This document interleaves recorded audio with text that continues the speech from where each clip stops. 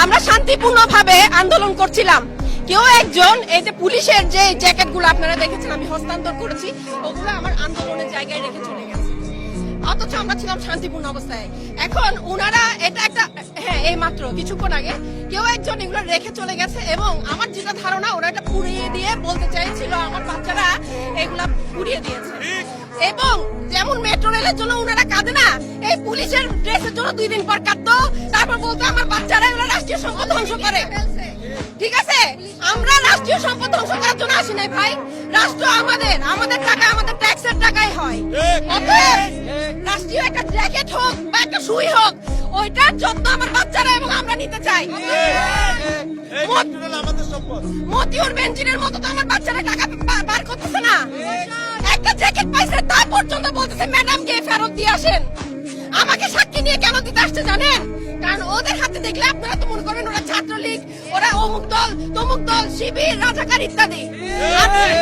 আজকে আমার এসে পুলিশের জিনিসগুলো হস্তান্তর করতে হলো।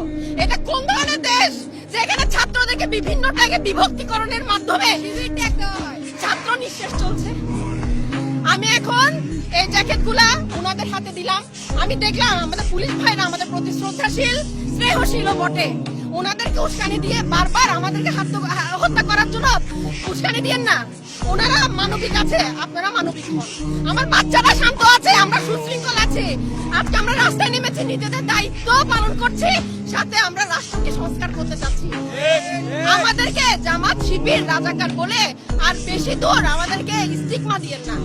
আমরা এই দেশের নাগরিক, আগে ওইটা বলেন, তারপর গিয়ে বাকি বিভাজন পরে হবে। আপনি তো এমন জায়গায় এনেছেন যেখানে এথনিসিটি পর্যন্ত এখন মনে হয় ধ্বংসের দিকে এসে গেছে।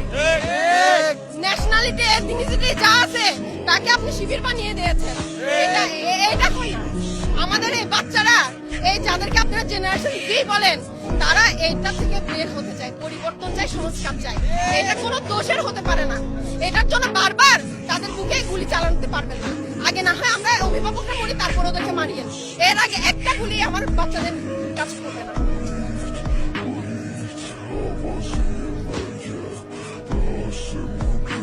জি, পুলিশের সাথে আমার কথা হয়েছে, ওনারা পজিটিভলি আমাদের সাথে কথা বলছেন।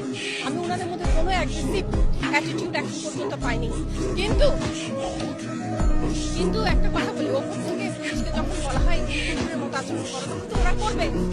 কিন্তু আমাদেরকে আজকে তো পুলিশরা কথা বলেছে সুন্দরভাবে। আমরা পুলিশের জ্যাকেটগুলো যখন ফিরাতে গেলাম, দেখলাম ওনারাও বাবা, দেখলাম ওনারাও আমার মতো অভিভাবক, ওনারাও আমাদের ভাই।